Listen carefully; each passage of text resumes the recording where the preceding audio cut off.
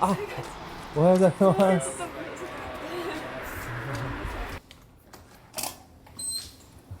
失礼します。はい、お願いします。お願いします。お願いします。朝早くからはい。準備始められてます。あ、そうですね。今日すごいイベントと重なってるんで、大量におにぎりを作らないといけないんで。ここが自分で作るところです。今日はどれぐらい寝られたんですか？今日は5時間か4時間ぐらいは多分寝ました。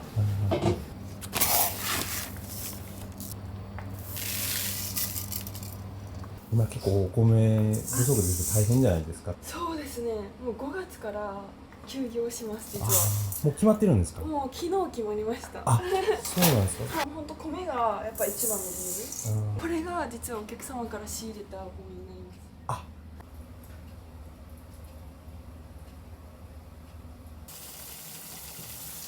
スマホ販売してて、人間関係でちょっと悩むことがたくさんあって、一人で何かをしたいってずっと心の中で思ってたんですね。片手で何か食べれるものがいいかなと思っておにぎりにしました。い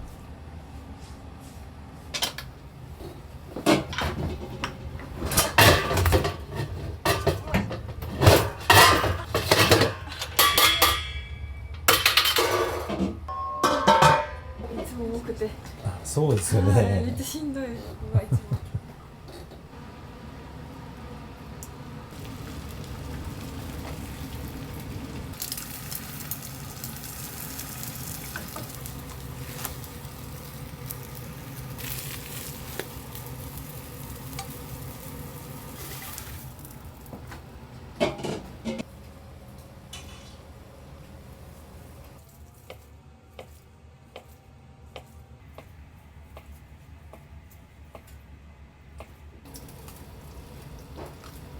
ちょっと販売用とレストハウス用でちょっと2種類作ってます。はい。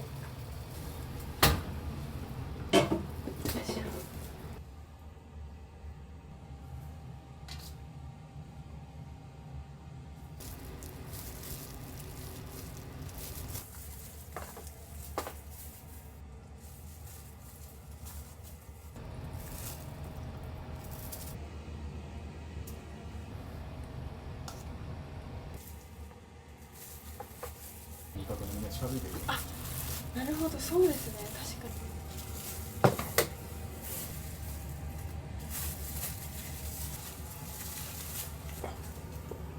に。余裕があります。いいですか？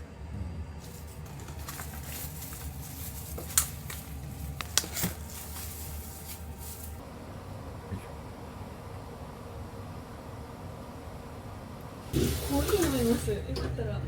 長いんでちょっと休憩してもらって。すいません。あれですか？蒸らしたらいいって。すいません。いつもおばあちゃんが出してくれるセット。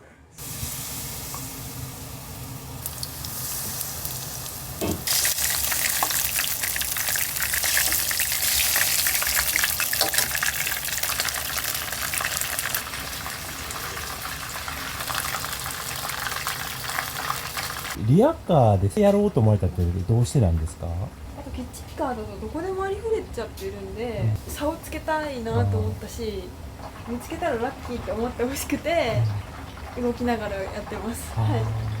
おじいちゃんがリアカー作ってくれて、おじいさんがリアカー作られてるんですか？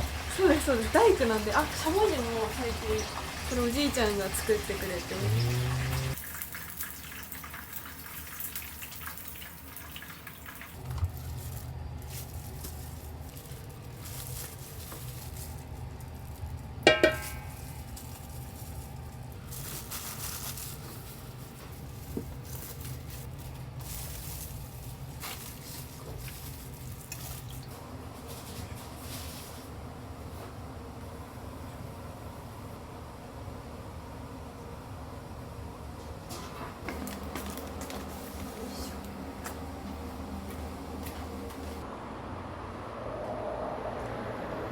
これが広島菜ですね。あ、はい。これが広島なんはい。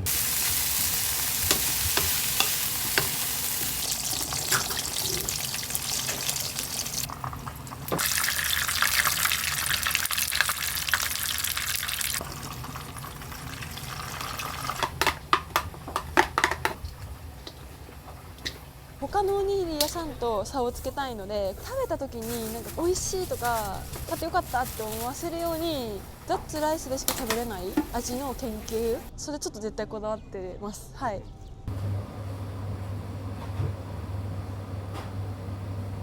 皮がパリパリになるのでいい感じだ。もう手でほぐされるんですね。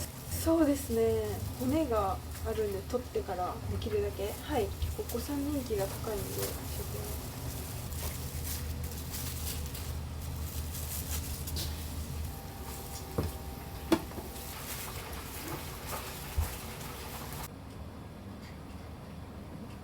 ゴール見えてきましたか？そうですね、でも9時になるんで1時間のうちに全部完成させないとやばいですね。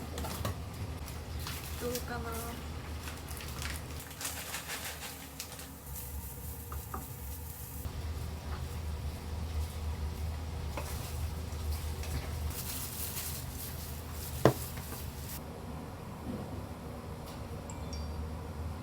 あと何個ぐらいですか？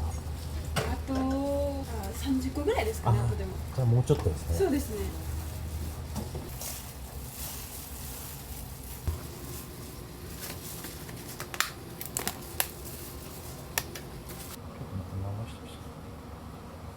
取り出してできましたね。はい、すごい量ですね。ごめんなさい。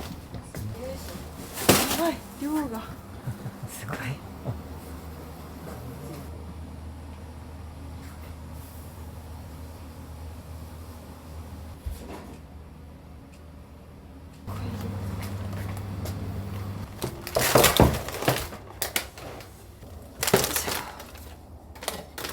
できるか。こんな2段がパンパンなるとなくて。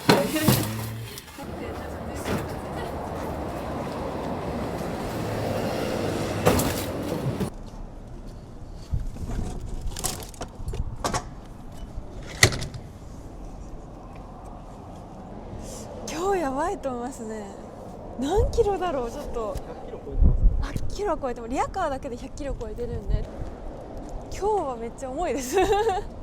すごい。全然違う。忘れた。原爆ドームまでちょっと歩くと思うんですけど大丈夫ですかね。僕らは大丈夫。あ、大丈夫です。僕らはもうむしろ引っ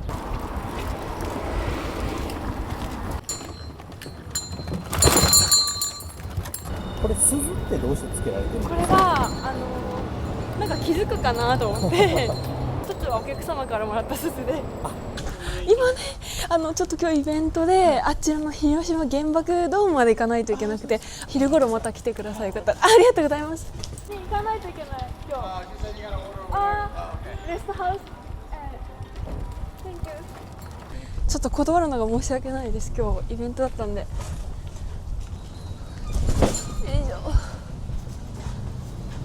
あ、今日がね、イベントで10時半までに到着しないといけなくて、いやいや、僕インスタフォローしてます。ありがとうございます。原爆ドームよかったら待ってます。よかったら。ありがとうございます。ありがとうございます。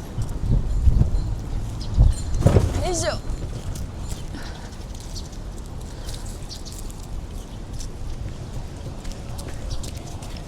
坂がめっちゃ重い。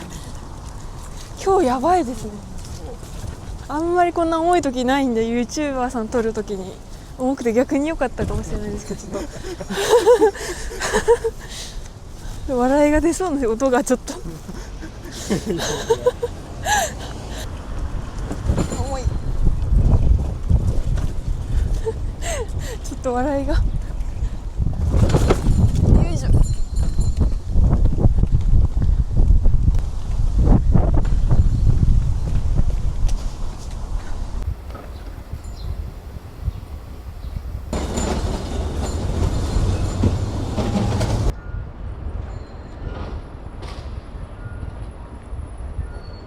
もうちょっとです。はい、腕がやばい。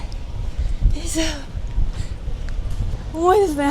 もうでも運んだら軽くなるんで、もうちょっと筋肉のいい筋トレだと思って今やってます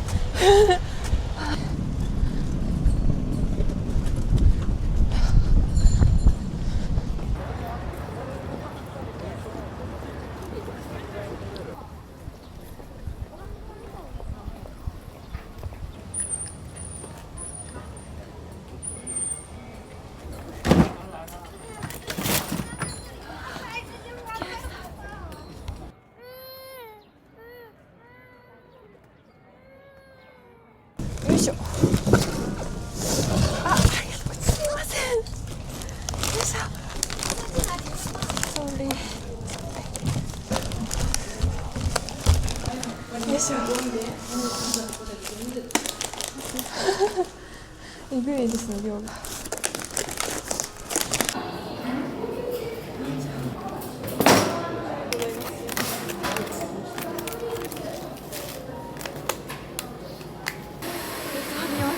無事。中が重すぎて。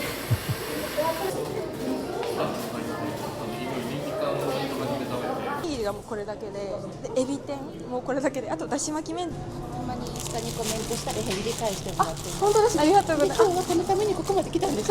そうなんですか。ありがとうございます。Where are you from? Germany。Germany. Why I saw you on YouTube, on Oh, okay. Instagram. Oh, thank you. 8 months ago, first time on YouTube, we saw you and we thought coming to Hiroshima, we want to see you, so today we managed it. Thank you. Thank you. You like onigiri? We love it. ああ、おお。エビ天します？わかりました。すいません。ありがとうございます。いすいませんありがとうございますつもありがとうございます。朝ね一人でワンオペで頑張ってらっしゃるんで、すごいなと思いながらいつも応援してます。シュリン、レンコン、ベジタブルライスも。あ、スイスから来ました。スイス。YouTube ビデオ見ます。おにぎり好きですか？大好き。ツナとシャク。明太子 and egg。哦，这个是明太子，台湾。台湾。あ、台湾。Thank you。我们看看有。 Thank you。Thank you。びっくりした。今日ちょっと早すぎて売れるのが。そうですね。ちょっと一応搬入無事間に合ってよかった。あ、そうですね。これからはどこを向かわれる感じですか？ですね、さっきとても人が多かったアーケード内にちょっと突っ走ろうかなと思ってて。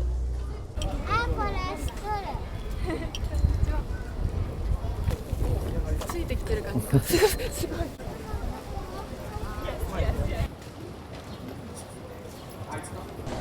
すいません、歩かせてしまって。Plum? Plum? Plum? Plum? No. ああ、プロ、あ、オッケーオッケー、梅、オッケー。 I see. Okay, one. オッケー。 Okay. Thank you. Thank you. Thank you. Are you from? Australia. オーストラリア。プルーム、オッケー。Thank you. Thank you. Thank you. Because I wanted to just try this onigiri because there are people lining up. Well, I'm excited to eat it then. 今日はどうして知られたんですか？いや、これずっと知ってて気になってはいたんですけど、ちょうどコンビニ出たら見つけたんで買ってみよう。今ですね、だし巻き明太、エビ天、ツナ。エビ天がいい。ございます。あ、入れる？入れる？卵買ってたんですよ。いつ待っても気になってたんですよ。そうなんですか。仕事中とか。あ、ありがとうございます。ありがとうございます。待ってます、また。ありがとうございます。バイバイ。ありがとう。だし巻きもうないですよね。あ、あります。だし巻き。おツナ重い。エビ天。なんでツナじゃないの？エビ天。はい。あ、いいですよ。自分で買ったやつですよね、お姉さんが。いやいやいや、ありがとうございます。ちょっとお腹空いたんで食べます。残りがですね、15個になりました。ちょうど帰り道なんであっち行った方が確かにいいかも。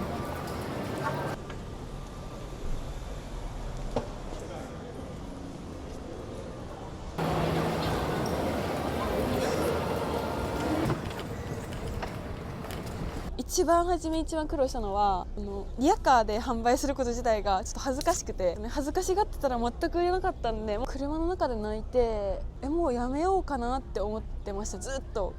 でもお客様が毎日買ってくれたりとかする方もいて、美味しいって言ってくれた時に、あ、いいんだこれ売ってと思って自信がついてる。常連さんのおかげですね。なんか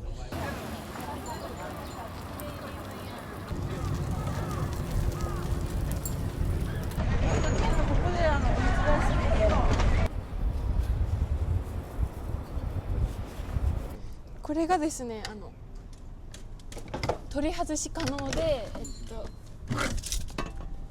3回壊れて3回目の棒になります。ちなみに荷物入れになってまして、お客様からもらったものをここに入れたりとか、あと自分のカバンとかも雨がこぼれちゃうんで、おじいちゃんは絶対平らがいいって言って、ね、あっちに逃げてくれるんで、斜めにした時にそういうことなんですね。はい、計算してくれました。それで、はい、これも超チームお客さんが作ってくれて、でこれ防犯ブザーもお客様が危ない人よけでもっと聞いて、もみんな優しいんで思い出がいっぱいあるリヤカーですね。結構後ろに行っちゃいそうなんですね。そうなんですよ。バランスだけがちょっと、ただ引いたら軽い。なるほどなるほど。坂が怖いです。そうなんです。坂がきついですね。これは100キロ、おにぎり合わせて150キロ以上歩き込んだ靴。ちょっと汚いだけなんですけど、すいません。売れない時期やっぱり15キロぐらい毎日歩いてたんで、これ結構使い込んでますね。買わないといけない、さすがに。自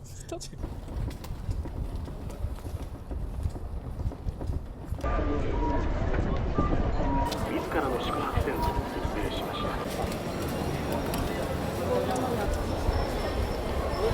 この辺あたりに、よいしょ。あとちょっとですね。あ、こんにちは。もちろんです。ちょっとツナと梅しかないんですよ今。ツナと梅にする。じゃあこれにしてみますか。わかりました。歩いてたら見かけたんで、初めてだったんで、朝早くから仕込みして、広島中駆け回ってるっていう。ありがとうございます。5個で完売ですね。頑張ろう。ちょっと。こんにちは。今ね、ツナ260円のツナと梅260円しかないです。しかない。260円。もう高いけど、取ってんなら。青木さんも無理、嬉しいですけど、本当に大丈夫ですか？まあしょうがないというか、梅にしよう。梅にします？わかりました。いつもちょっと出会って私から声かけてごめんなさい。顔見知りになってね。そう。ありがとうございます。ありがとうございます。しょっちゅうここ通ってるから、たまたま出会っちゃって、顔見知りになっちゃって。でこの間買おう思ったら売り切れてたのよ。やっと買いました。よかったですね。YouTube で僕も見て、こんなところでやってるんだと。ですね、ツナ2つしか残ってなくて。1個ずつ。1個ずつ。じゃあ520円です。ちょっと今日完売しました。ありがとうございます。はい、お兄さんお姉さんで最後です。ありがとうございます。ありがとうございました。完売まで。ありがとうございます。ちょっとお客様が来たら申し訳ないんで、ソールドアウトをちょっと報告します。いやー、売り切れました。今日はちょっとヒヤヒヤしたんですけど、数も多いし、初めてのイベントで行った瞬間に並んでらっしゃったので、いやー、めっちゃちょっと今日もありがたいなって。多分家帰ったらバタンキューなんですけど、めっちゃゆっくりしています。今日帰ったら本でも読んでちょっと休業になっちゃうので、それまで新しい企画も考えてるので、それを成功させたいっていうのと、北海道、仙台、大阪とか名古屋、7大都市に行こうかなと思ってますね。小型のリヤカーでちょっとの間回れたら、なんかちょっと楽しんでもらえるのかなっていう。どこまで小型できるかによってちょっと変わる。まだ作ってないんで、おじいちゃんが。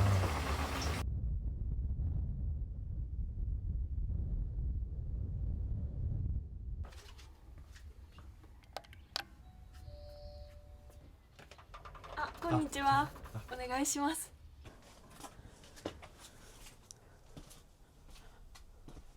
多分70%はできてるんじゃないかなと思うんですけど、今回折りたたみ式なんで車に運べるぐらい小さくしないといけないんですよ。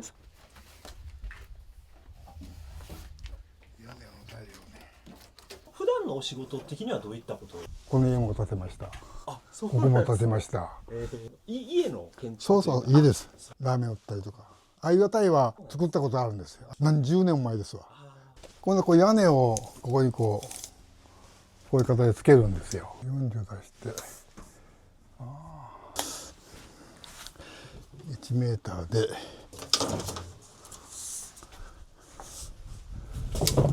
アルミです。あれ見て軽いからね。下げてみたら分かるんだけど、普通の引き台でこう、ものすごく軽いですよ、これ。もうなるべく軽くしないと。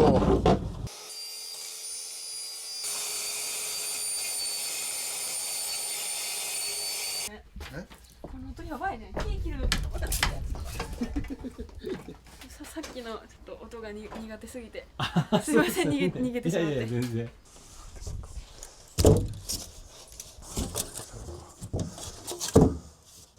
これバラバラになるんですよ、これ。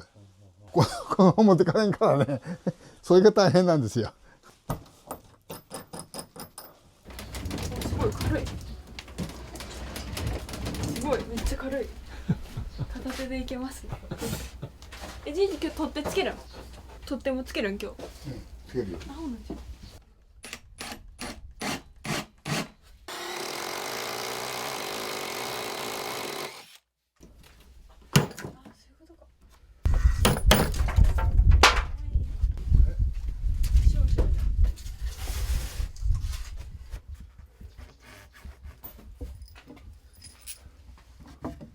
ここつけていかなきゃいけない。あ、そういうことか。うん、ここだ。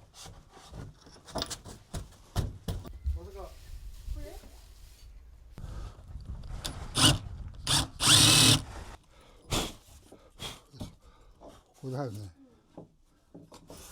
上上げるんよ。うん、あ、上上げる。上回すんよ。安いやろ。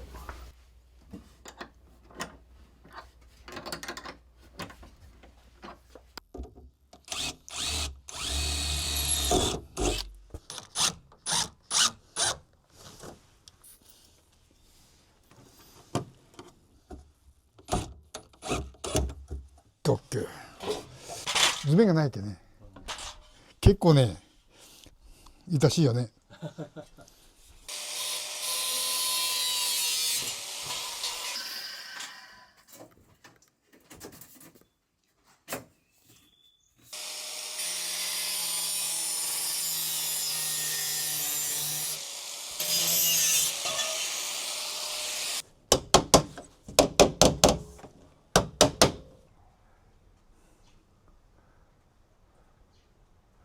お孫さんの作るの楽しいですか？まあね楽しいよりも最初はもう心配のがね、屋台で街中でやって女の子がこうやっていろいろ悪さされるんじゃないかとかね、もう大丈夫かいなって思えたんですけどね、ある日突然にもうすごいファンができて頑張ってくださいとかすごい入ってきてね、まあ、そういう応援してくれる人がおんならね頑張らなきゃいけんねえから。一個一歩こう挑戦しながらね頑張っていく姿を見てね、ああ根性があるなと半分はこうすごいびっくりして見直したりしてから不安とかね通り越してねどうなるんかないう感じですね今ね。はい。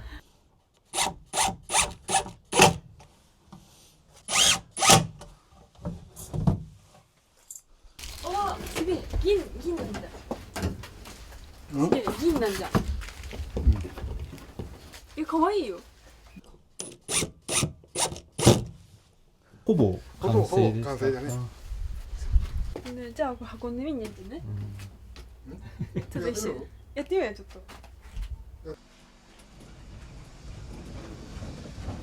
すげえ。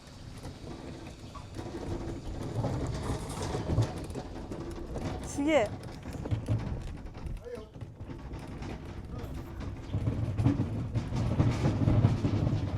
前のリアカーを片手なんてもう無理すぎたんですけど、もうこんなんでいけますね。いい感じかも。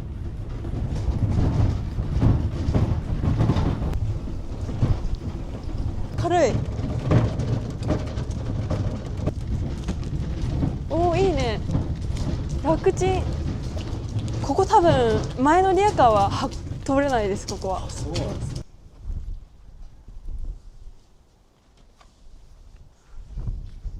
最初はリアカーで組み立て式でどうやって持ってこん見てから。いや軽くできたから良かったなと思って、はい。重さ的にはなんかだいたいどれぐらい？半分にはなってる。半分以下だね。半分以下になってる。運んだ感じもめっちゃ軽い。こっちがもうおにぎりが散乱したらいけないんで、今回は仕切りも作ってくれて、この子がいっぱい保冷剤入れて、下に冷気が行くのを利用してここを冷ます。長さも行商に合った60センチ以下で、規定はクリアしたリヤカーですね。これみんなも気に入ってくれそう、このリヤカー、ね、最小限で組み立てできるようには作ったつもりでおります。あとはもう本人がどこまでやれるかいう、もう感じですね。成功はもう祈るしかないなと思っております今。で今回の全国ツアーなんですけど、お客様に、ありがとうを伝えたいっていうのが一番のテーマ。何の出会いがあるだろうっていうワクワクがあります。頑張るけん待っとってください。頑張ります。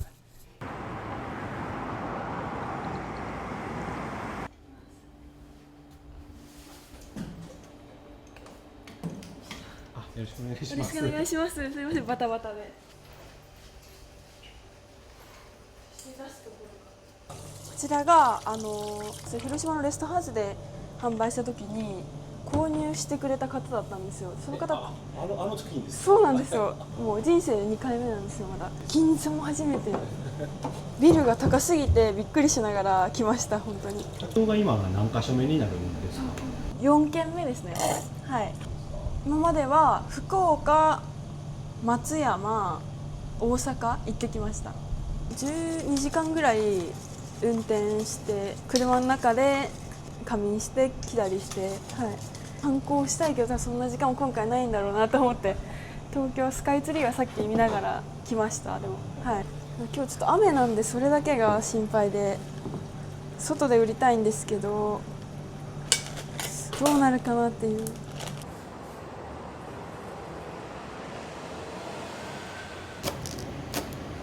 背があれですね、そうですね、カウンターなんで背が高いから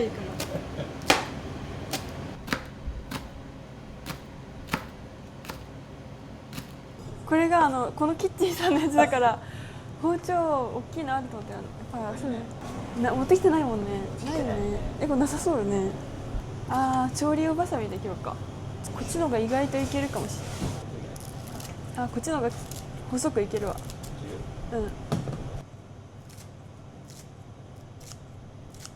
今回ギリギリになったんで、ちょっと天気もあるし心配な気がしますね。降っとった？降ってない？じゃあ今日外で行けるんじゃない？10個売れる？無理かな。広島よりは人口密度高いけど、なんか知っとる人は少ないけんちょっと怖いな。東京がどんなとこかも分かんないし、なんかどうだろうか。まだめっ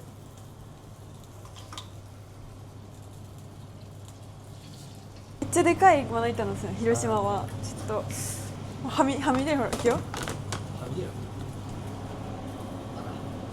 超高速スピードでやらねえけん今日。告知をします。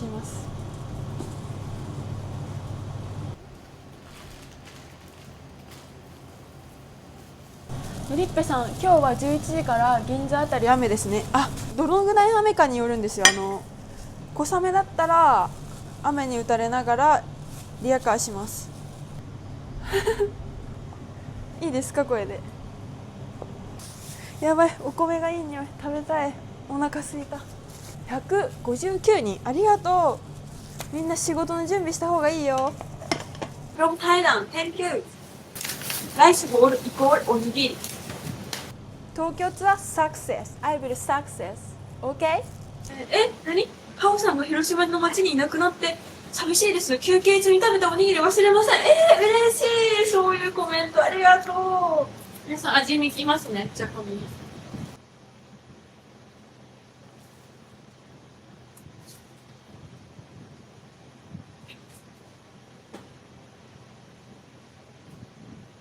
ね、コーヒー館でね、取材がちょっと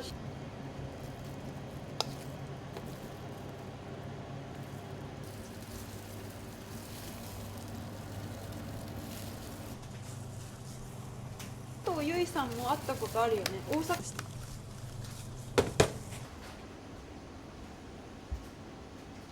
これで終わりや。122ですね。めっちゃ作ってしまいましたみんな。ありがとう。行ってくるね。Goodbye. I love you. Thank you. OK 終わった。よっしゃ。これで行くだけですね。あとは。今日来てくれるってはい。いました。新幹線とかバスで向かってますとか。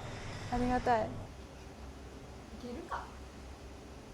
どうでもね結構早くなりました。前は10分で終わりました。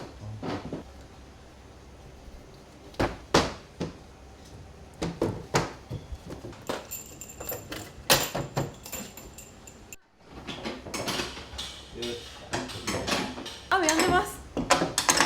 販売に合わせて雨やめました。雨降るまでに売るだけです。あとは。はい。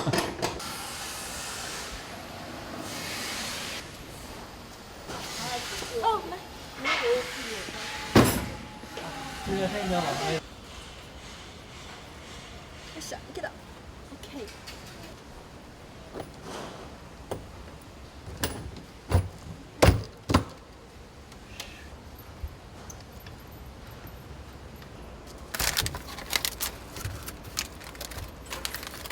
ほんまに奇跡的にギリギリになってやんで。よかったでも。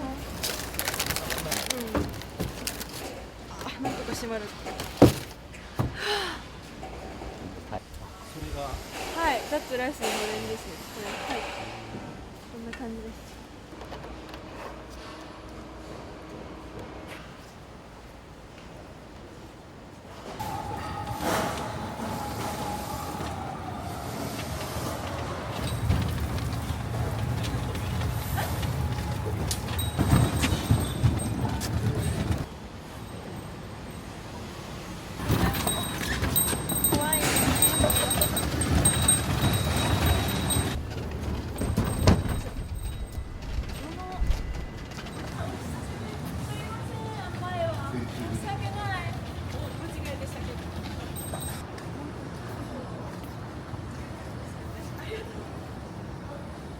僕は住んでるのが埼玉県でライブ見ながら、で今日ここでやるっていうのを知って今日どうしても来たかったんで本当に今全部結構あるんで。はい、じゃあ1種類ずついただいても、はい、ありがとうございます。またぜひ東京でやっていただきたいので、はい、うわすごいでかいですね。でかいです。はい、はい、ありがとうございま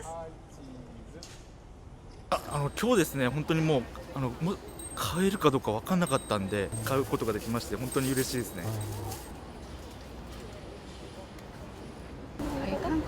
韓国からコリアン、Thank you。会いました。ありがとうございます。サーモン、鮭、一個一個。OK, Thank you。From Canada. お、カナダ。Canada. Thank you。 Can we just get one each? One each? We want to try it all. ありがとうございます。Thank you。 First experience. Yeah, well, we've had onigiri before, but yeah, not special this one, yeah. onigiri. サーモン Salmon. Salmon. Yeah. Very good. Yeah. Very smoky. Yeah. The salmon really good. Very smoky. Yeah. Yeah. Really good. こんにちは、ありがとうございます。記事で取り上げられてたのを見て、なんかすごい若いのに頑張ってるんだなっていうのを見て、そこからなんかちょっとインスタとか拝見して近所だったら行きたいなと思ってて、そしたらなんか近くだったんで来ました。ありがとうございました。雨とか心配してたの嘘みたいにすごい晴れてきました。12345678910 105個ぐらい売れましたね。あとちょっと、喉かえた。ちょっと一気に終わってなんか、ちょっとやばい。東京の認知度が少ないなって怖くて、なんか20個ぐらいかなと思ったけど20個余った感じだったらちょっと安心しました今。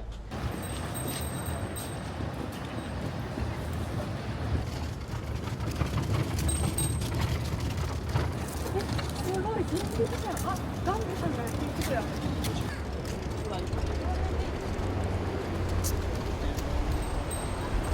こんなの初めて見た。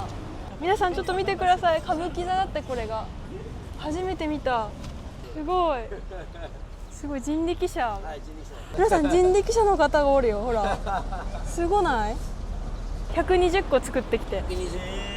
あと10個ぐらいで終わり。10個ぐらい。ごめんなさい。ありがとうございます。ありがとうございます。こちらこそありがとうございます。本当に。これで今日は完売です。いや、そうなんです。完売しました。おめでとう。空っぽです。計121個。ありがたいです。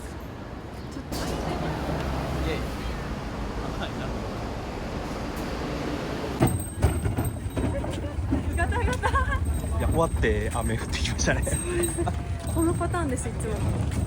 雨直前まで降ってたんでどうなるかなと思ったんですけど、いい出会いが今日もたくさんありました。お客さんにも結構可愛いねって言ってくださる方がおったんで、なんか嬉しかったです。おじいちゃんが作ったリヤカー褒めてくれて、はい、お店の開業準備に当てるんで、できれば冬までにオープンできるように物件探しとかいろんな部分で動きたいなと思ってます。はい、ありがとうございます。ありがとうございます。ありがとうございました。最後までありがとうございます。手伝っていただいて。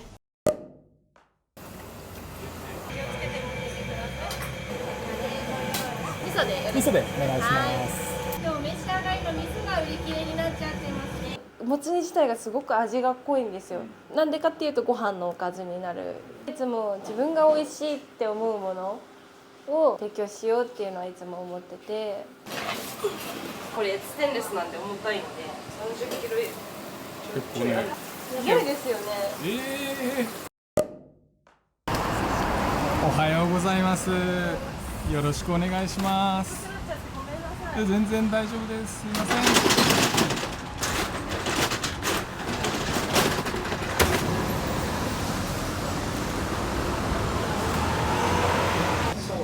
今日はよろしくお願いします。もともと食べることが好きでご飯が大好きなんで、人に喜んでもらったりとかするのがもともと好きなんで、それと料理が相まって飲食になった感じです。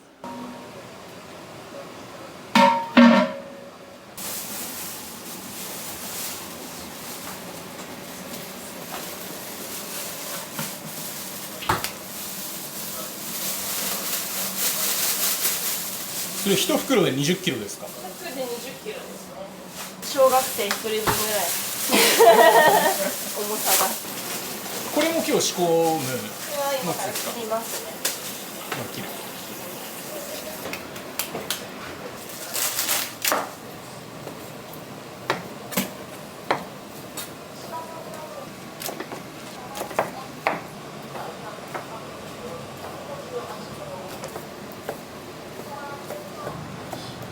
かなり大きめに持つ、この間食べさせてもらったら、切ってますよね。はい、そうなんですよ。柔らかくしたいから煮崩れちゃったりもするんですよね。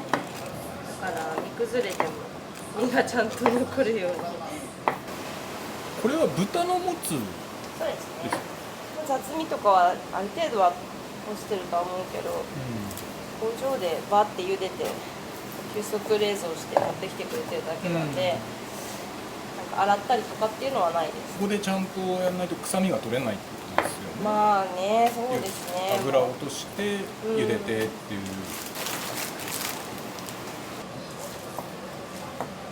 もともとスポーツとか何かしてらっしゃったんですか？そうですね。サーフィン。サスケに出たくて何回か応募してた。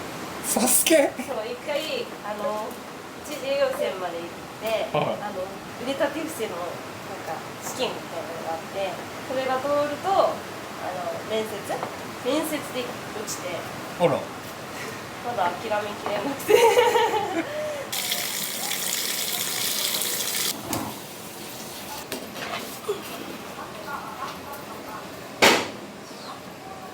これ水入れてもつが20キロあると相当重いですよね、その鍋。寸胴自体がこれステンレスなんで重たいんで、多分30キロ結構ね、確かに腕立て伏せすごいできそうな。いや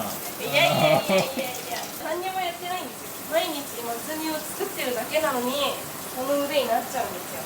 本当にすごくないですか？いや、すごいですね。毎日重たいものを持ってけでこうなるんですよ。すごいですよね。めちゃくちゃすごいですね。そうやってこそうなんですよ。すると。いますよね。ここにね。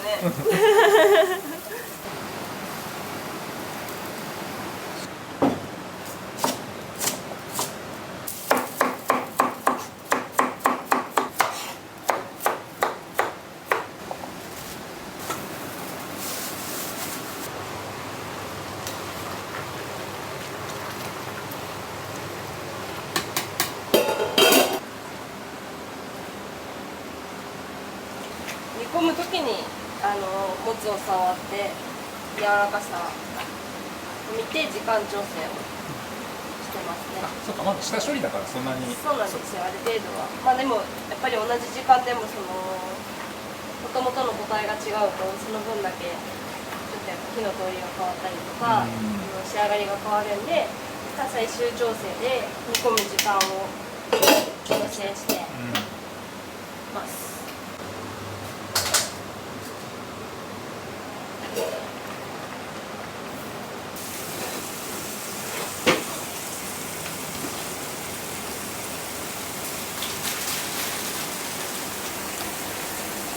余分な油を今ざるに全部こう出てくるんで、あとこう切ってる時に取りきれなかった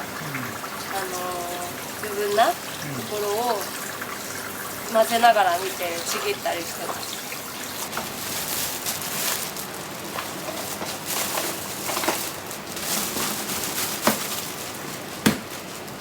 これで1日分ですね。40キロ。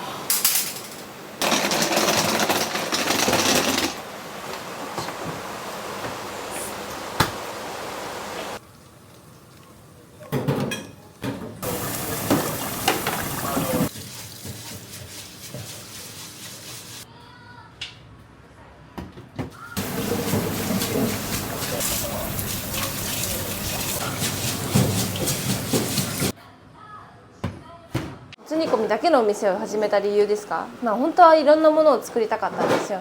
料理が好きなんで。だけどすぐに提供できるもので、なおかつ一人でやりやすいもの、入れ付けないがために来ようとかっていうのに当てはまるもので考えてもつ煮込みになりました。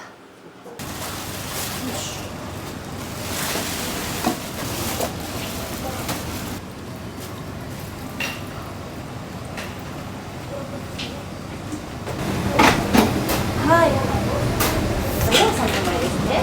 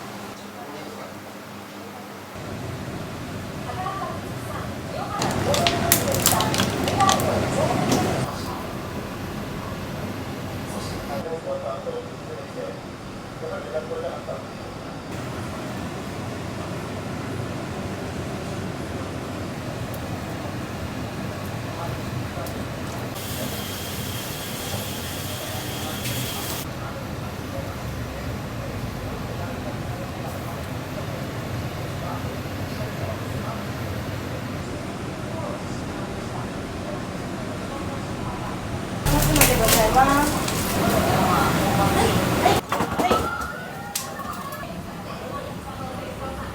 はい、大丈夫です。カレー大盛り1、醤油普通盛り1が追加ですね。はい、失礼します。今日は何件ぐらい予約が入ってるんですか？今日すごい少ないですね、今の時間で。まちまちですね。多い時とかでも平均して大体10件ぐらいは。1人がいっぱい買ったりするから、そうか。テイクアウトだけ大体50ぐらいですればいいかなっていう、そうですね、50から70ぐらいテイクアウトで出てくれればっていう想定で。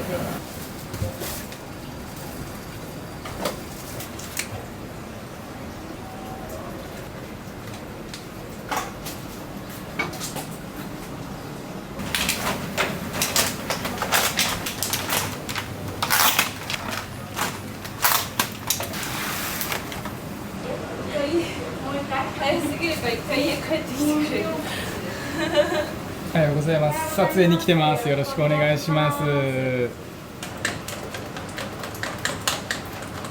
凍しちゃってね。そうそう、帰ってすぐ飲みたいのに、冷蔵庫入れるの忘れて、飲み物すぐに冷やしたいから冷凍庫に入れておくんだけど、次の日に冷凍庫開けたらもう爆発してる。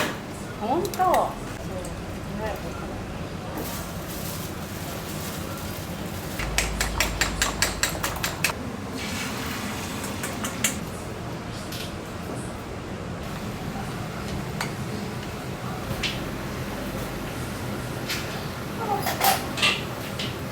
卵焼き何個作るんですか7個。7分の2なんでまだまだこれから。ちょっと今日寒いからね。フライパンが温まるの遅いですよ。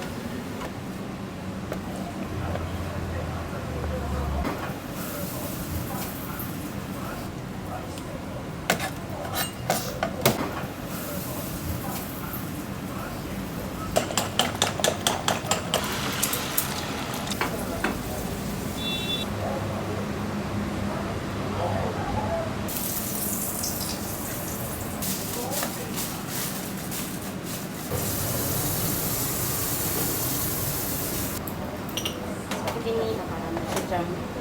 先にネギ。今日朝が混んでて、しかも子供がご飯をなかなか朝食べなくて、保育園行く前にご飯を5時半から食べさせるんですけど、時間かかっちゃって。ありますよね、そういう日。6時に家出たいのに、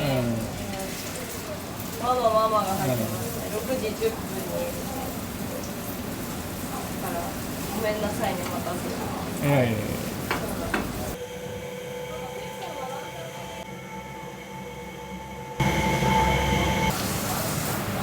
甘いか。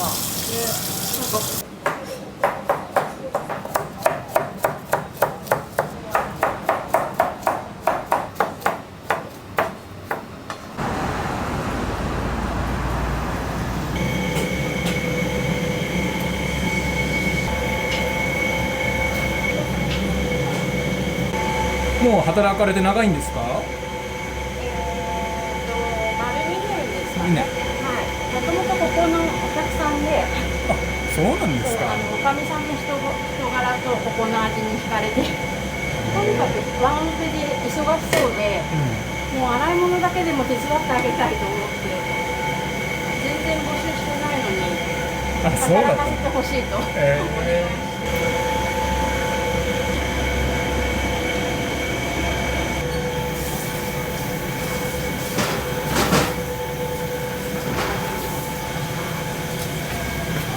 着替えると雰囲気ものすごい変わりますね。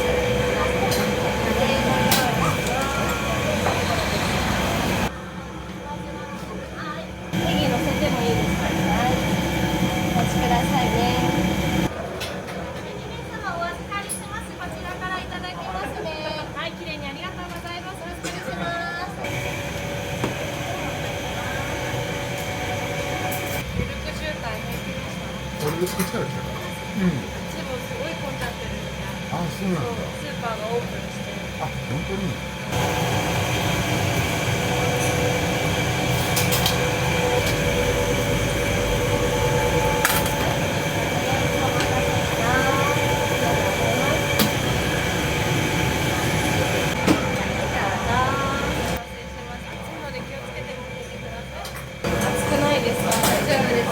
まだ味噌汁と煮込みがまだありますので、はい、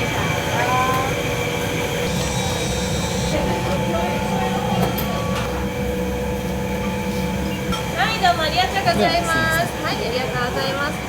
味噌でお願いします。ネギ乗せてもいいですか？はい、お願いします。好きなのどうぞ。お味4種類あります。だし巻き、ネギのだし巻き、紅生姜と甘い卵焼きですね。お願いします。お待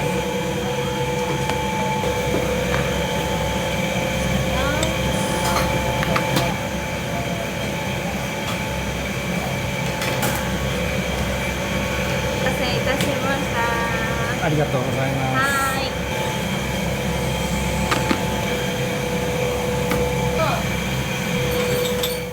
もつ煮自体がすごく味が濃いんですよ。うちはちょっと濃いめにわざと作ってて、なんでかっていうとご飯のおかずになる。あとはネギが多いんですけど、こってりしたもつ煮込みの上にさっぱりしたネギが乗ることによって食べててもそれも飽きが来ないじゃないですけど。ごちそうさまでした。いらっしゃいませ、こんにちは。今日お召し上がりの味噌が売り切れになっちゃってますね。醤油とカレーになります。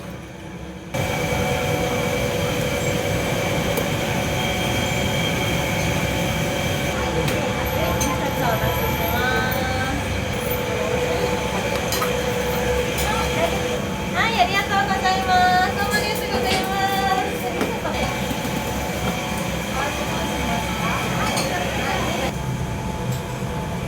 お味が醤油味だけになってしまっていて、味噌とカレーが売り切れになってます。ごめんなさい。今日店内のお召し上がり、醤油味だけになっちゃってます。ありがとうございます。いただきます。お味ですか？どうぞ、漬物のどうぞ。よく来てらっしゃいますね。たまに来ます。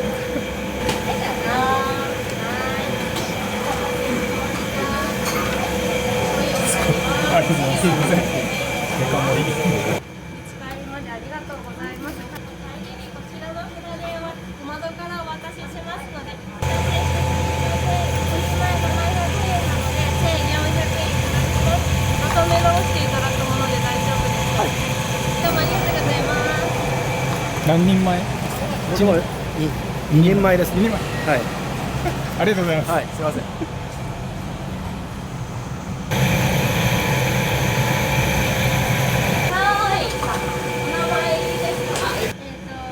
はい、全部もとりあえず持ってくるので分けるの教えてください。大盛りはい、醤油1枚はい、パスタ追加いただいたです。会計をご一緒で大丈夫です。分けます。できます。はい。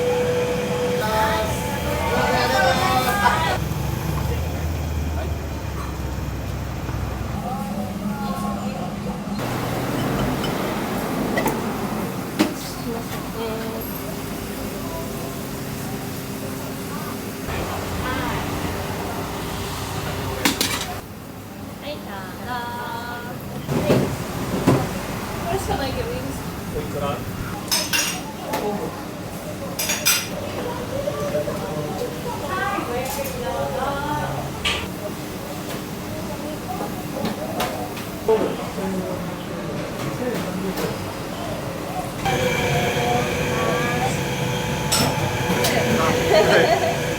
そうですね。よかった。はい、お待たせいたしました。はい、どうぞ。熱いので気をつけてください。お待たせいたしました。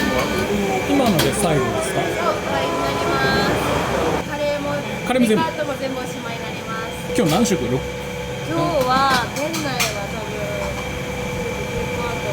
120ちょっとかなって感じです。全部持ち帰りも含めて。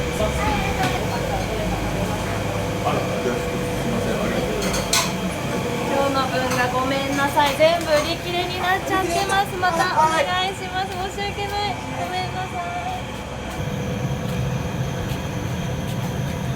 い。すごい速さで売り切れますね。早かったですね。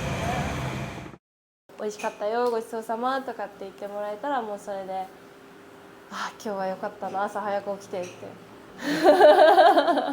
あ、この人こんなに小柄なのにこんなに食べるんだとか、逆にこの人こんなに大きいのにこれしか食べないのみたいなのとかもいながら思ったりとかするのも楽しいし、楽しい、毎日楽しいときめきが多いですね。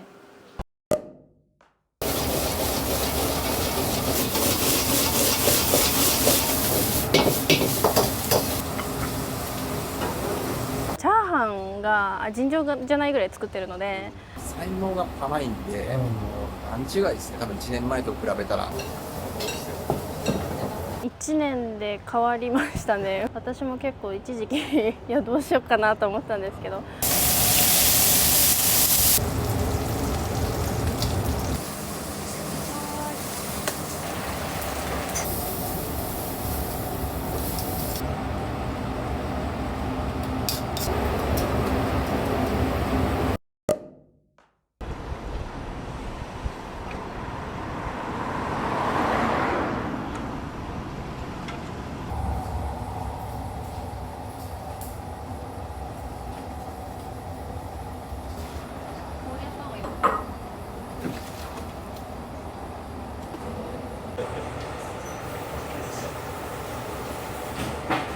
前回ちょっと取材させていただいたのが、1年前でそうして、ですねもうすぐ1000万おめでとうございます。ありがとうございます。なんか1年で変わりましたね。海外のお客様も増えて、全国から全世界にっていう感じになりましたね。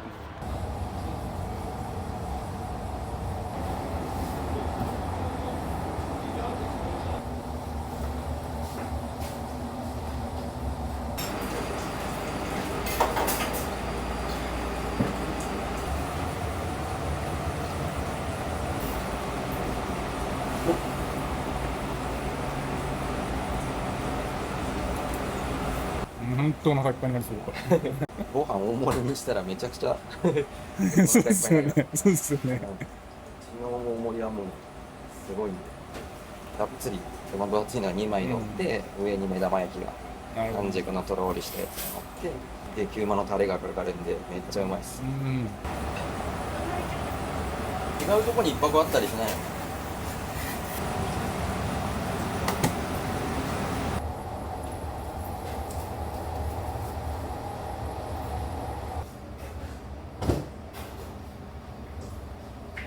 私の父は毎年オフシーズン冬とかになると来るんですけど、2年前1回来た時に肉ニラ炒め食べた時にしょっぱいって言われたんですけど、ちょっと悔しくて、でも次の時に来ていただいた時は美味しいって言ってくれたんですごい良かったです。ユニフォーム変わったのは最近私始球式をやらせていただきまして、その時のユニフォームに変わったっていう感じですね。そうなんですね。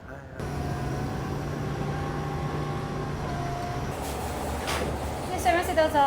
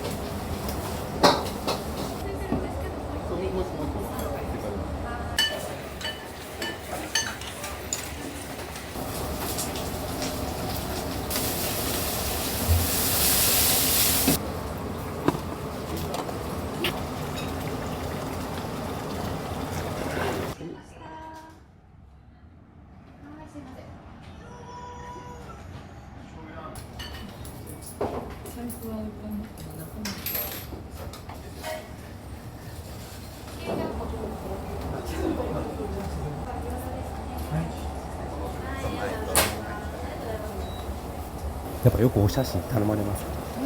ありがたいことに忙しい時とかちょっと大変なんですけど。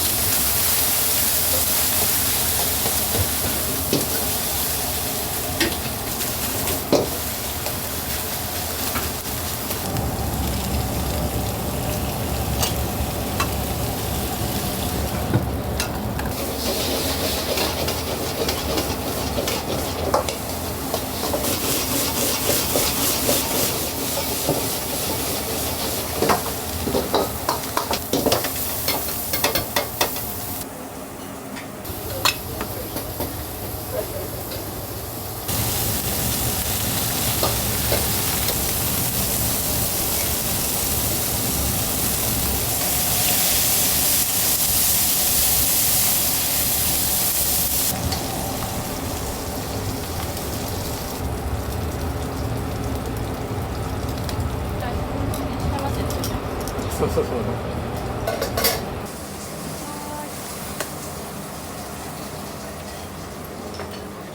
前回よりも料理の手際とかそういうの良くなったのかなというふうに勝手にちょっと思ってたんですけど、はい、さすがに1年も経つと慣れっていうのがあるので、チャーハンが尋常じゃないぐらい作ってるので、多分そのチャーハンのスピードと1回に作れる量も増えましたし、なるべく自分に負担がかからない振り方をしてるので、そうです、それも結構上達したんじゃないかなと思ってます。多分傷も増えましたけど才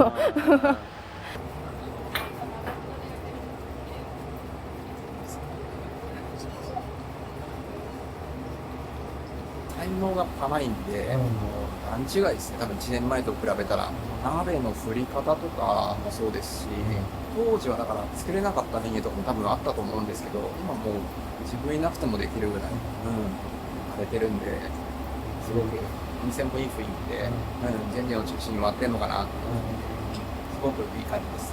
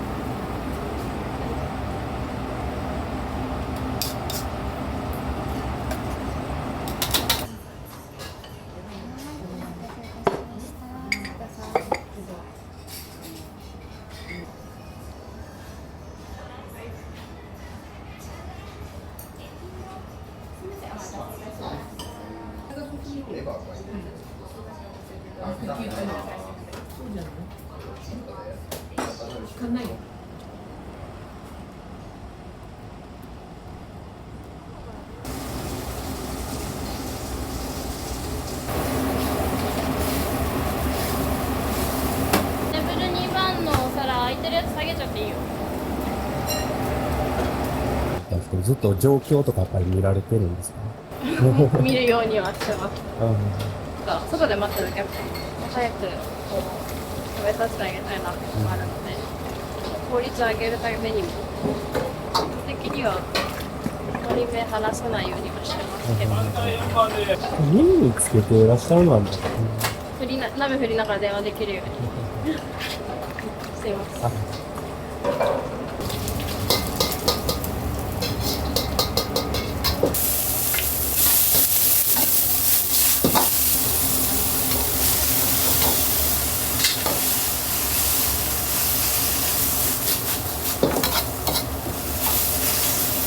りがとうございました。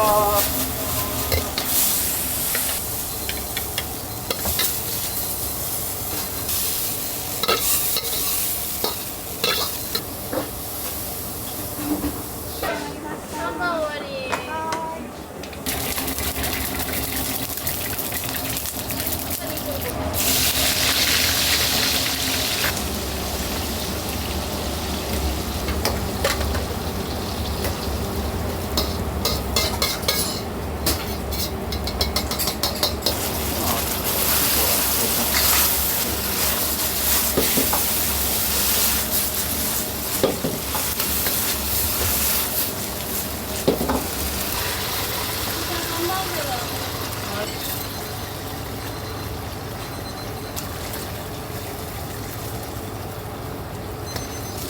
お願いします。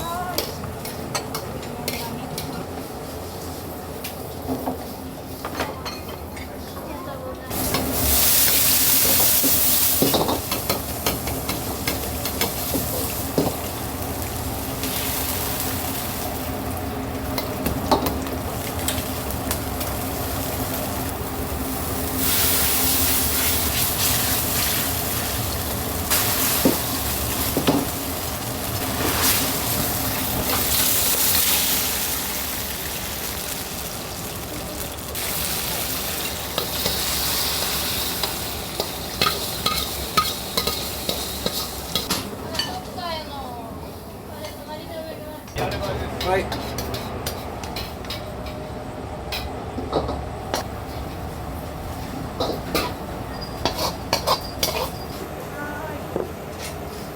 ター7番で。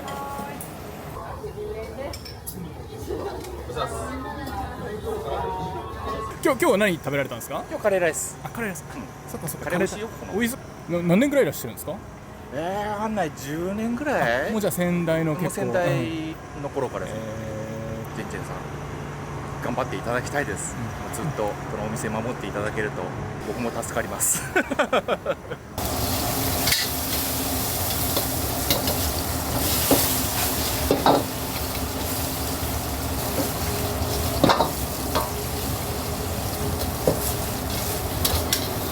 りがとうございました。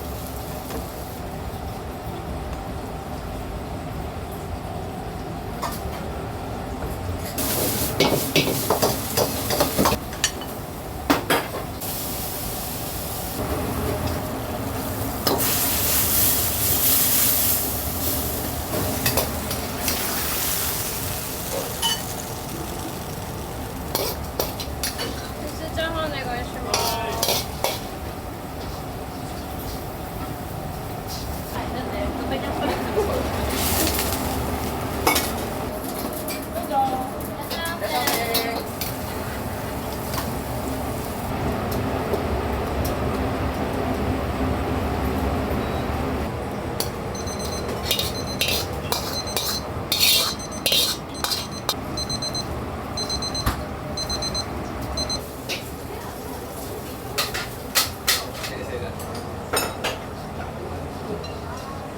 学業の両立はうちの学校結構単位とか厳しいので、来月間にできるだけ授業を詰め込んで、営業日も学校終わったらすぐに戻ってくるっていう感じなので、プラスで調理師免許のテストも今頑張って勉強して、もうやることはいっぱいですけど頑張ってます。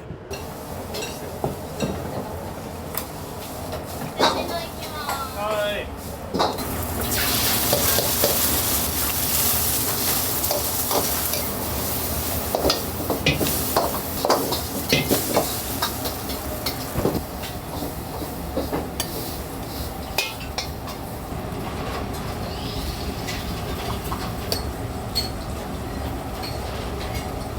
お願いします。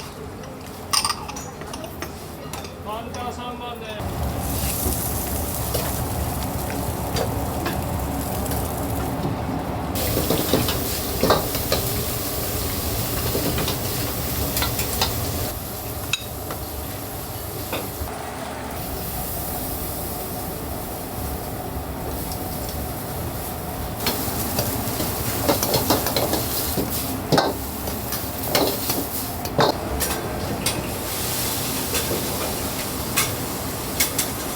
ございました。ありがとうございます。テーブル3番お願いしま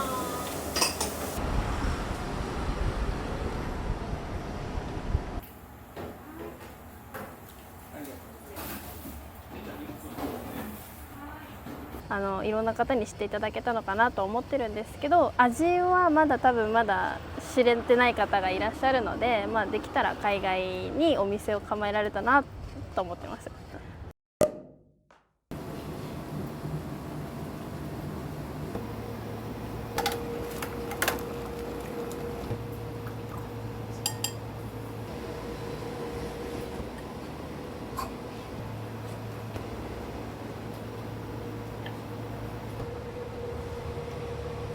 ラーメンゼロです。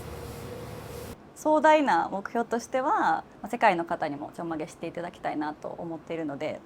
重かったですよ。すごい練習しました。はい、卵ご飯を先作ります。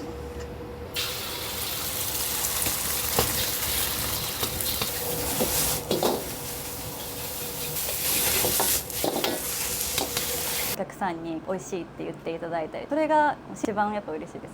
じゃんけんぽい。おー、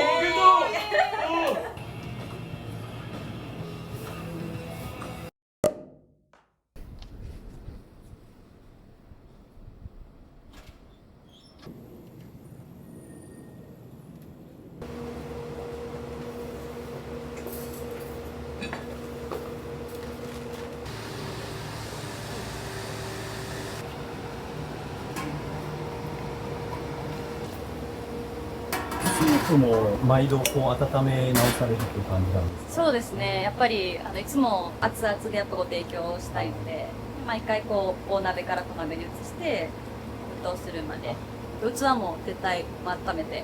あ、ここでじゃあ温められてるってことですね、これ。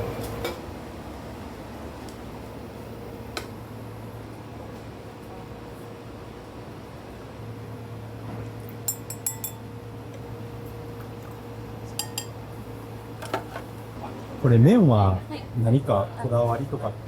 一応全粒粉の麺を使ってまして、結構ヘルシーで女性のお客様にも喜んでいただいてます。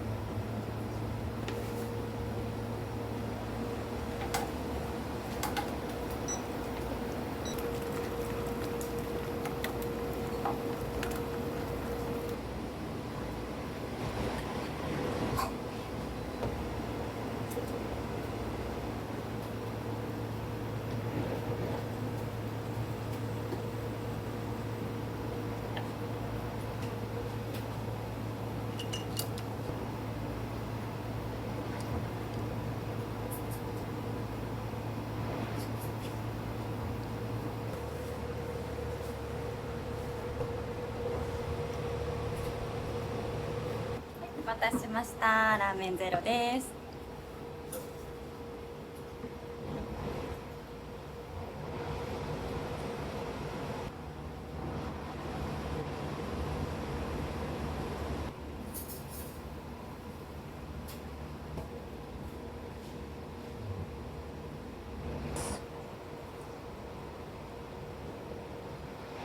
はい、ゼロの七味になります。味変でかけていただいて。京都まで配合をしに行ってるんですけど、塩にはちょっと柚子を効かした七味を合わせてます。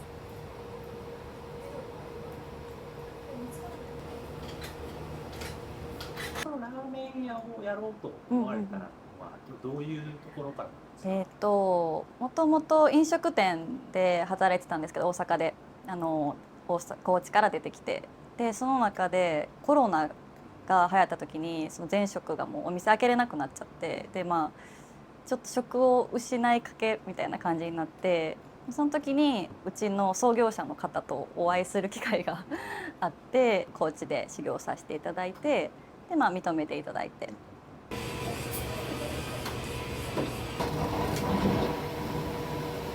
最初鍋振るのとか重くなかったですか？重かったですよすごい練習しました。もともと料理も得意じゃなかったんで。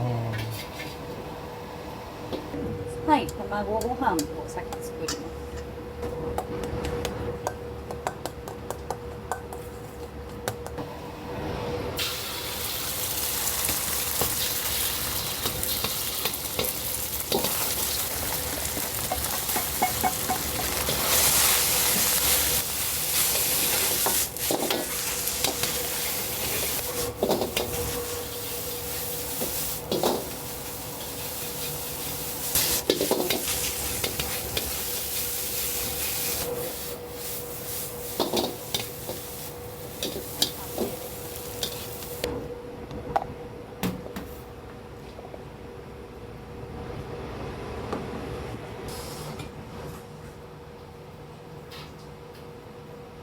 卵とご飯だけの旨味で勝負させてもらってます。もともと本店の焼き飯の大ファンやったんでそれをこっちでも広めたいなと思って、持ってきました。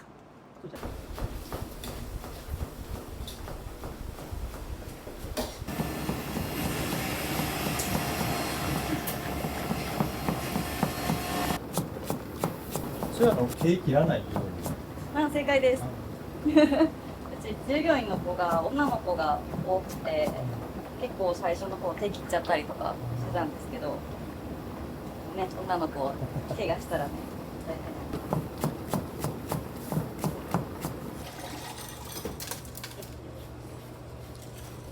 暑いっすよね。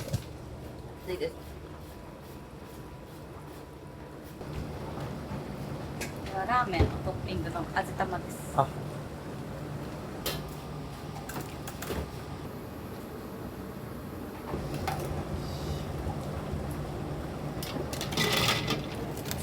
はい。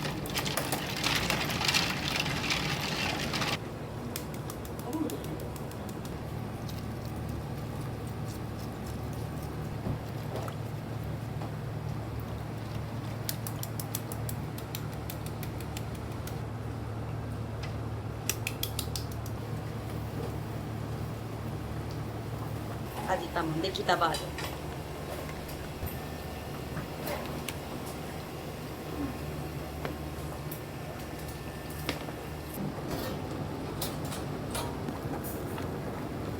カツオと昆布の割合とかっていうのは何度も味見して決めましたね。豚骨とかだとすごく力作業で大変なんですけど、昆布とカツオだけっていうのでシンプルで誰でも仕込みができるっていう店舗展開していきたいので、やっぱり力持ちの男がいないと開けれないっていうのだとやっぱ今後ちょっと困っていくかなっていう。私でもできたら誰でもできていいのかなっていう考えながらやったりしますね。まだまだこうやっていかなきゃいけないことはあるんですけど、壮大な目標としては世界の方にもちょんまげしていただきたいなと思っているので、海外はもうスペインにもう物件も借りてて、もう出店予定も日本食が結構流行ってて、スペインでいろいろ大変で大変ですよね。そうなんですよ。スペイン語全く喋れないんで、そうですよやばいでね。す。カメラ回っちゃうと思っていっぱい買ってきまお好きなものすみません。店長さんってどんな方ですか？友達感覚で喋れるぐらい、気軽にね。でも仕事になるとピシッと厳しくメリハリのある感じですね。仲良し。一緒に住んでるんで。はい。そうなんですか？はい。高校3年間クラスが一緒で、もうずっとその時から仲が良くて、行動力とかもめちゃくちゃあって、常に前向きなんですよ。めちゃめちゃかっこいいですね。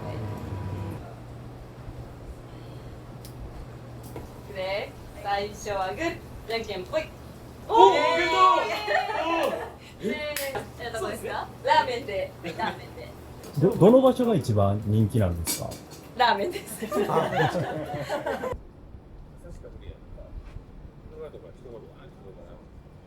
テレビで見たのと、で、美味しそうな卵焼き飯があるのと、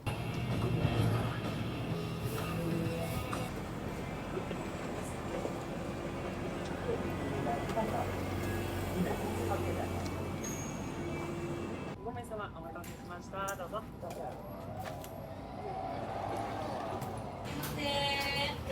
いらっしゃいませ。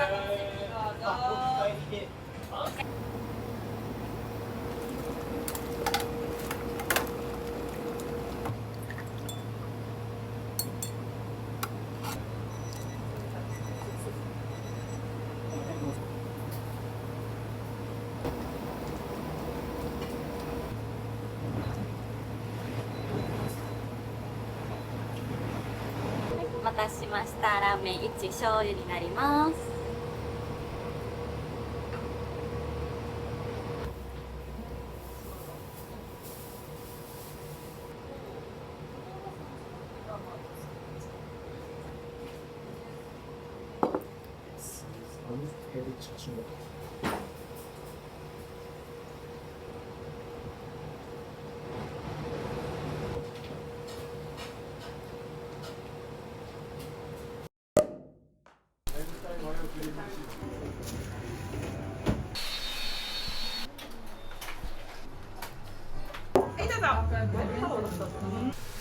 目を離さず、ここはもう。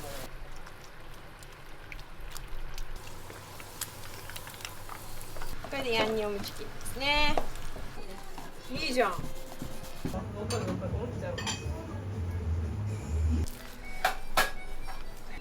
い。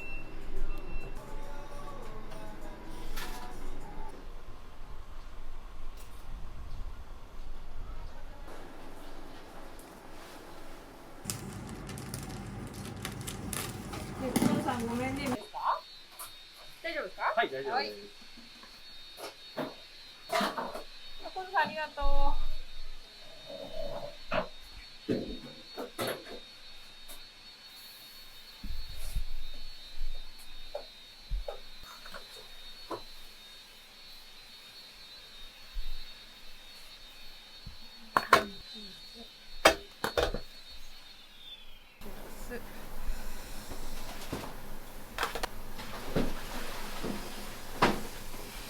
もし川村ちゃんが分かれば一回共有切ってもらってみたいな。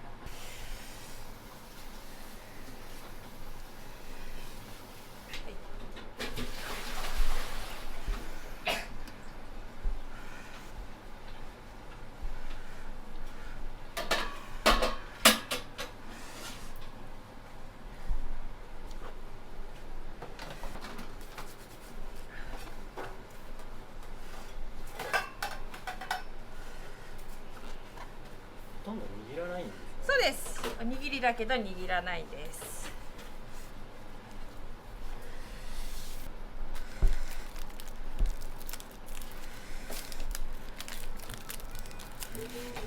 すごい。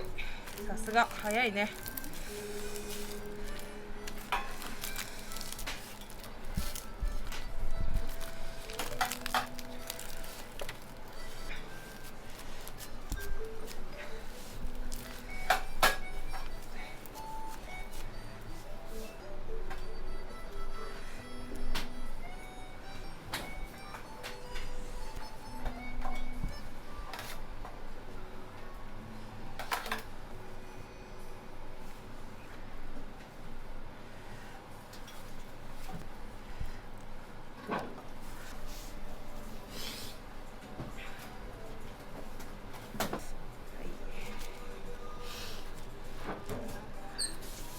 はーい。はい。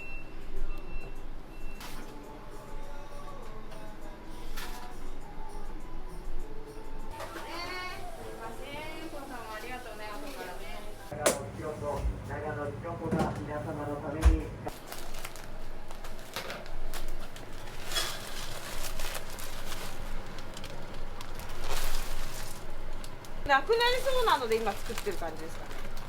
当時はなくなるので作ってる感じですかね今。1週間分で今肉そぼろ卵黄っていう一番本当にうちで人気がある商品の仕込みをしてます。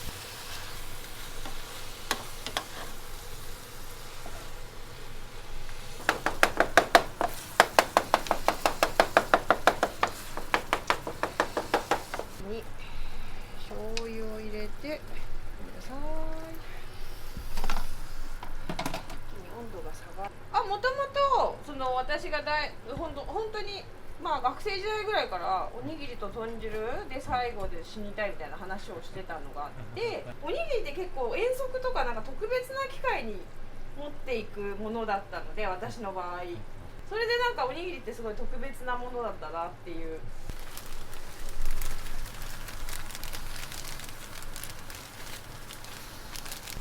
だからボンゴさんの動画見るとよく入ってると思います。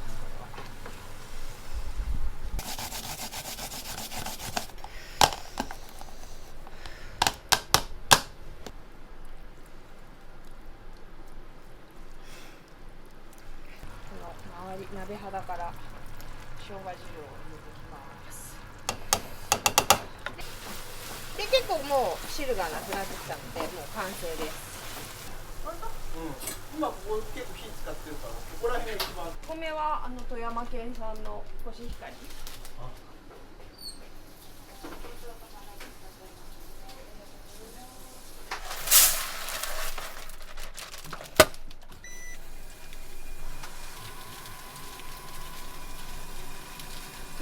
お米はできれば、冷蔵庫で冷やしたり、一番、冷たいお米から一気に火を入れて炊き上げるのがすごい美味しくできる。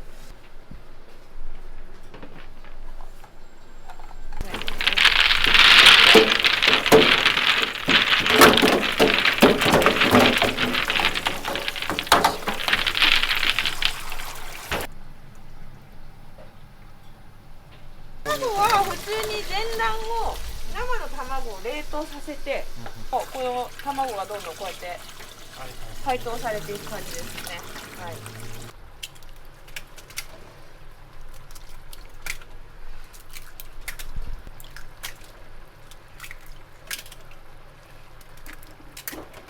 今日あれ？ズーム？いやもうアイコン。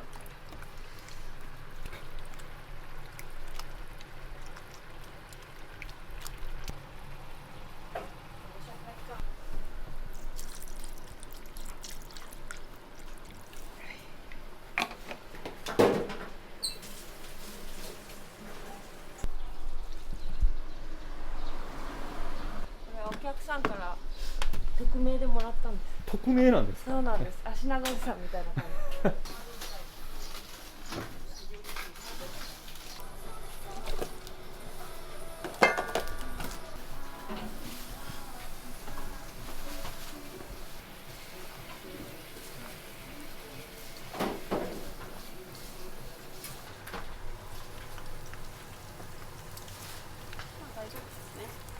はい、大丈夫そうなので、こんな感じで。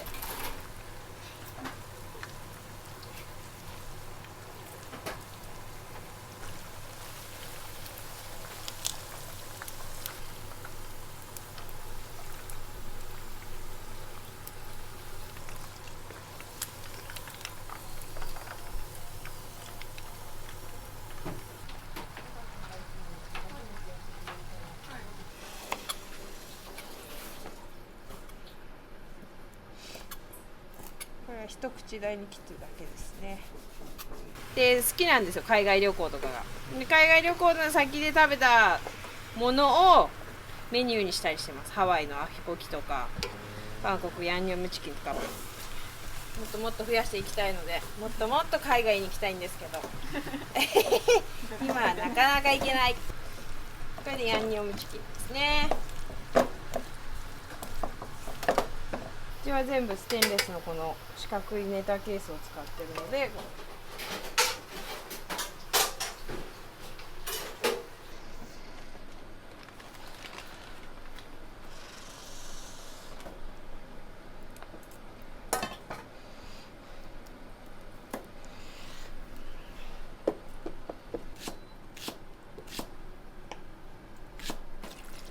醤油入れるだけなんで、そんな大したものじゃないんですよ。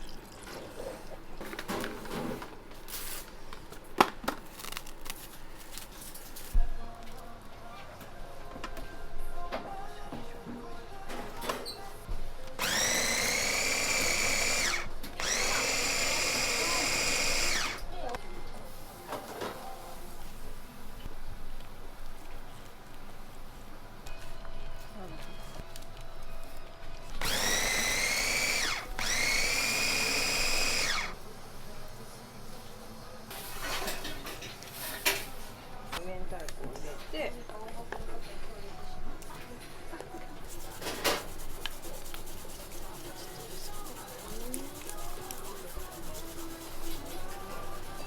あ、だから話したんだ今。応募するとき手伝いますか言ってなかった。ワンスか。ワンスなんだ。いいじゃん。クリームチーズの醤油漬けを入れます。食べるよ私。美味しかったよ。私は美味しいから普通にまた欲しいんだけど。この間だって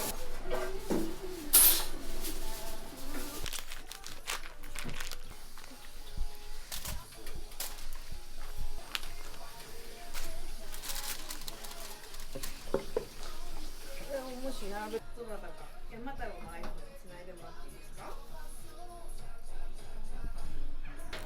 ねえ、大丈夫ですね。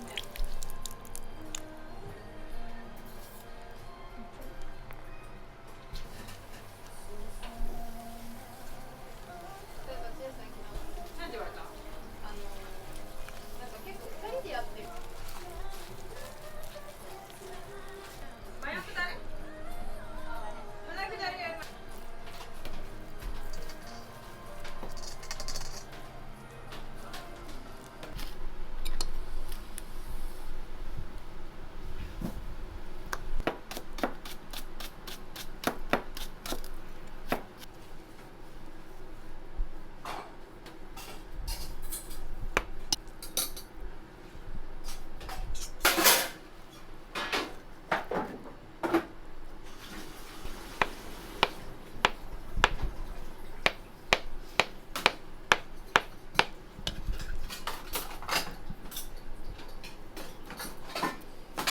熱入れてないで。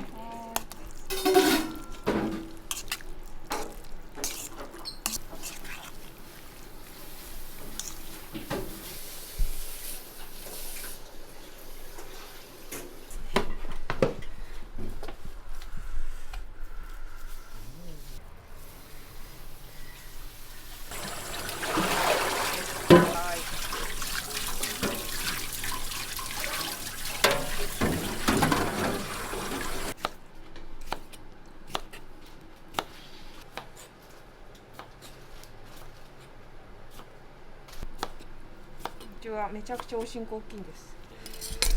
というか150円で売ってるやつです。鰹節のこの厚削りなんですけど、厚削りとあとこの薄削りっていう薄い方を使って作っていただきます。結構味にインパクトが出るんですよね、深みと。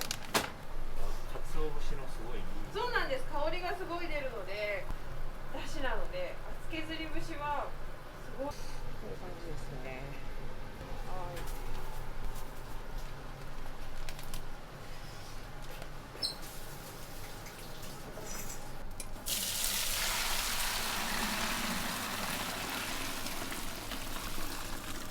私もうメガネが曇って見えなくなっちゃう。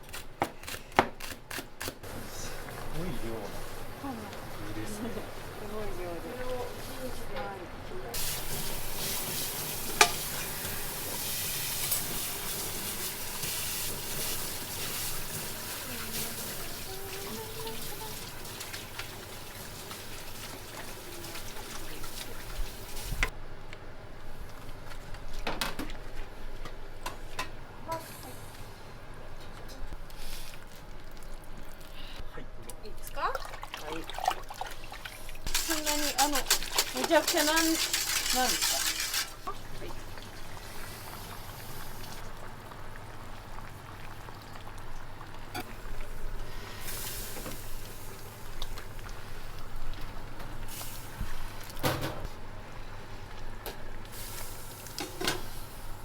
はい。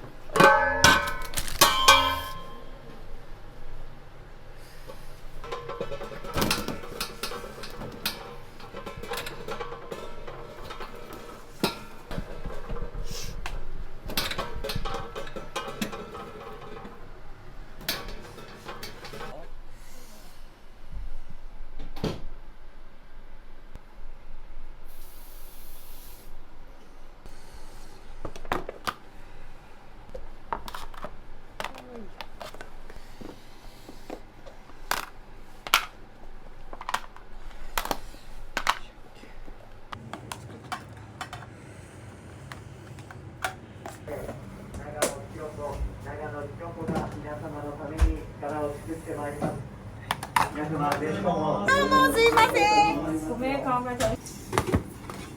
ごめん川村ちゃん、ありがとう。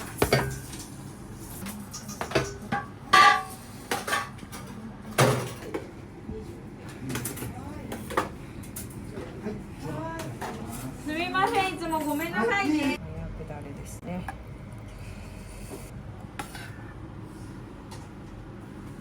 埋もれている。ありがとうございます。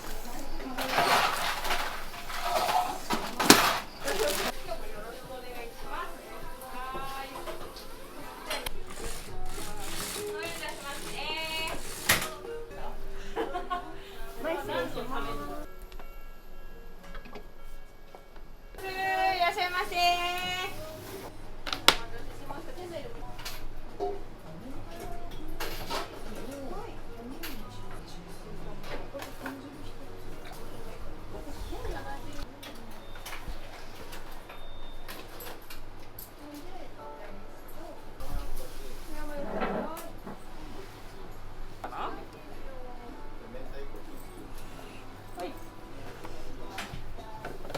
これは来て飲んだらなんかなあ、わかるわかる、思っちゃう。2番目、3番目のお席どうぞ。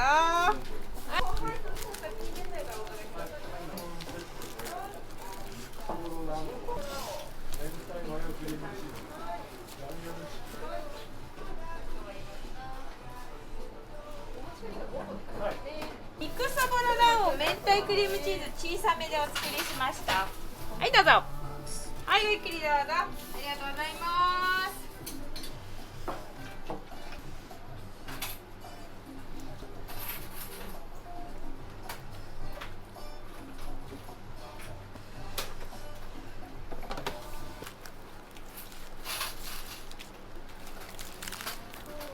Is everything else?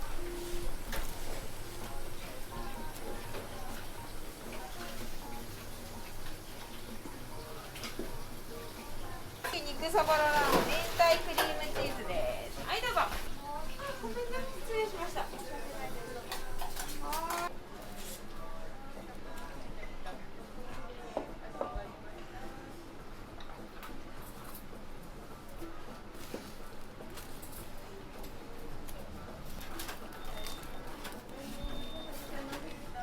どうぞ。はい、いらっしゃいませ。こんにちは。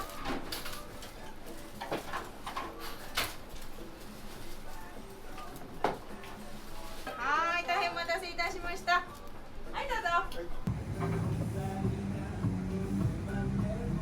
はい、どうぞ。はい、どうぞ。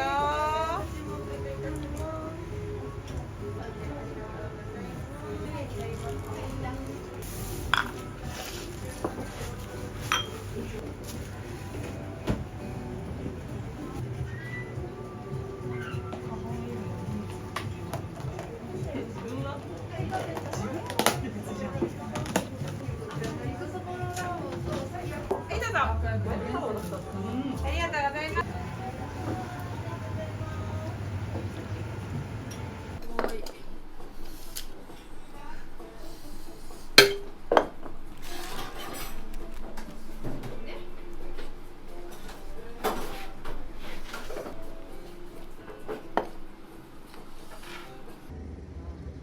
でもうちだから割とやるさ、まだそんなつける。